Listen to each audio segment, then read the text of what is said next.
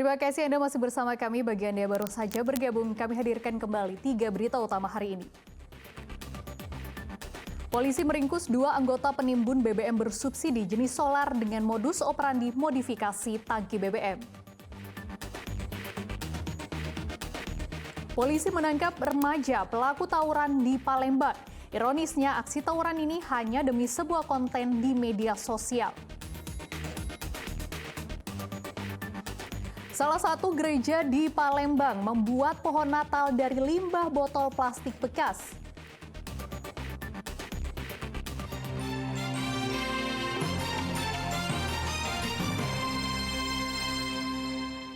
Antisipasi bencana di wilayah perairan, Basarnas Palembang menggelar apel siaga bencana khusus Natal dan Tahun Baru.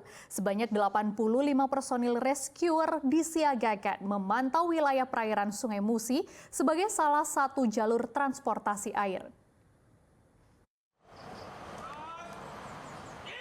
85 personel rescue dari Kantor Pencarian dan Pertolongan Basarnas Palembang disiagakan untuk momentum khusus Natal dan Tahun Baru.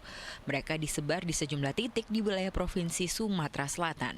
Selain bersiaga, personil Basarnas juga memantau wilayah perairan Sungai Musi yang merupakan salah satu jalur angkut transportasi air masyarakat penyangga Kota Palembang. Selain wilayah Palembang, personil Basarnas juga akan berpatroli hingga perbatasan Selat Bangka yang menjadi titik rawan. Itu juga ada beberapa titik yang telah kita sepakati bersama dengan kementerian lembaga lain di posko-posko siaga terpadu di dalam pelaksanaan siaga Nataru ini.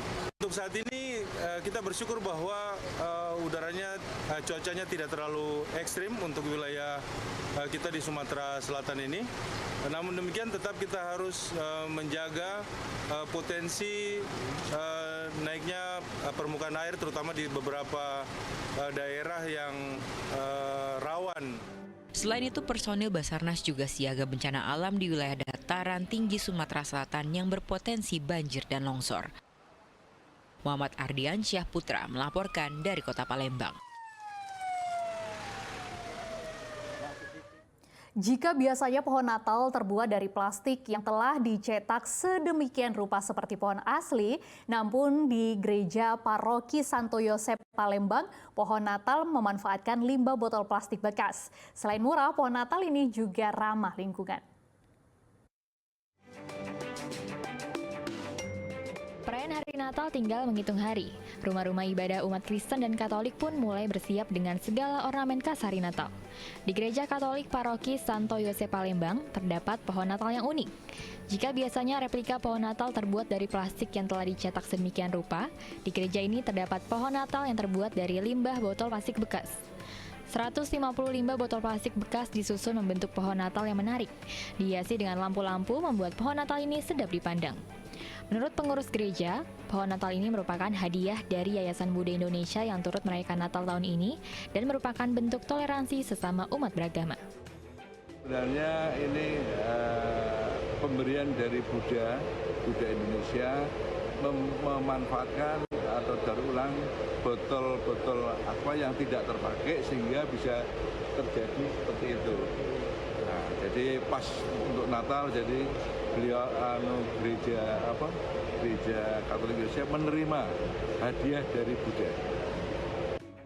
Gereja berharap dengan adanya pohon Natal yang memanfaatkan limbah botol bekas dapat mengurangi pencemaran lingkungan serta masyarakat lebih peduli akan lingkungan sekitar. Hal ini sesuai dengan tema Natal tahun ini. Muhammad Ardiansyah Putra melaporkan dari Kota Palembang.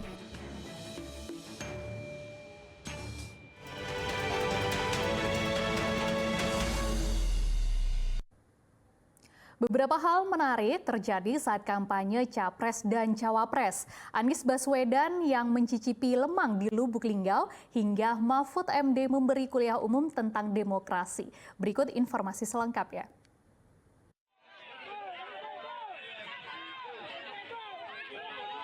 Calon Presiden nomor urut 1 Anies Baswedan berkampanye ke kota Lubuk Linggau. Kedatangan Anies disambut para pedagang. Mereka saling berebut menyapa hingga berfoto. Saat mendengarkan keluhan warga, momen mengundang tawa terjadi saat Anies mencicipi lemang. Dalam kesempatan ini, Anies menyampaikan salah satu program kerjanya untuk kesejahteraan pedagang pasar, yakni program Pasar Amin. Melalui program ini, Anies menjanjikan akses permodalan bagi pedagang kecil. Anies juga berdialog dengan seorang pedagang kecil bernama Ibu Megawati yang menginginkan perubahan. Megawati. Enak Pak ya? Enak. Yang pertamanya Pak ya. Apalagi yang jualan Bu Megawati. Iya. Insya Allah nanti beliau ini makin laris. Amin. Siapapun yang ke pasar Impres, mampir ke tempat Ibu Mega. Beli Lemang. Ibu Megawati. lemang Ibu Megawati. Sementara di Padang, Sumatera Barat, sebagai Menko Polhukam, calon wakil presiden nomor urut 3, Mahfud MD, datang memberikan kuliah umum soal bela negara di Universitas Bung Hatta, Kota Padang, Sumatera Barat. Dalam kegiatan itu, Mahfud MD membeberkan materi mengenai negara demokrasi. Begini, demokrasi sebuah negara itu butuh dua hal. Sebuah negara itu termasuknya butuh dua hal yang sebenarnya bertentangan tapi dibutuhkan semua. Apa itu? Satu, sebuah negara memerlukan demokrasi agar rakyatnya aspirasinya tertampung semua. Yang kedua, memerlukan integrasi agar negaranya kokoh. Padahal demokrasi dan integrasi itu wataknya bertentangan. Demokrasi itu ingin membebaskan, integrasi itu ingin mengikat. Itu teorinya Clifford Geertz. Sementara calon presiden nomor urut 2 Prabowo Subianto menerima deklarasi dukungan dari relawan Kaukus Generasi Muda Islam di Jakarta. Kehadiran Prabowo disambut meriah ratusan massa yang terdiri dari relawan pemuda remaja Masjid Indonesia dan beberapa elemen masyarakat lainnya. Atas dukungan yang diberikan kepadanya dan Gibran, capres dari Koalisi Indonesia Maju itu menyatakan apresiasi dan sangat membesarkan hatinya. Semangat, saya memahami harapan, saya memahami kekuatan remaja Muslim seluruh Indonesia dan gerakan muda Islam seluruh Indonesia.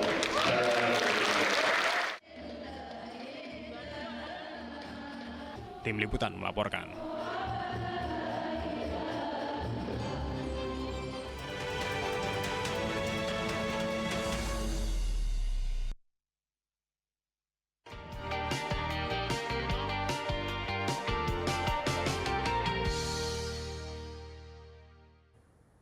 Laporan tersebut mengakhiri berita Palembang hari ini. Saya Frin Mariana berterima kasih atas perhatian dan kebersamaan Anda.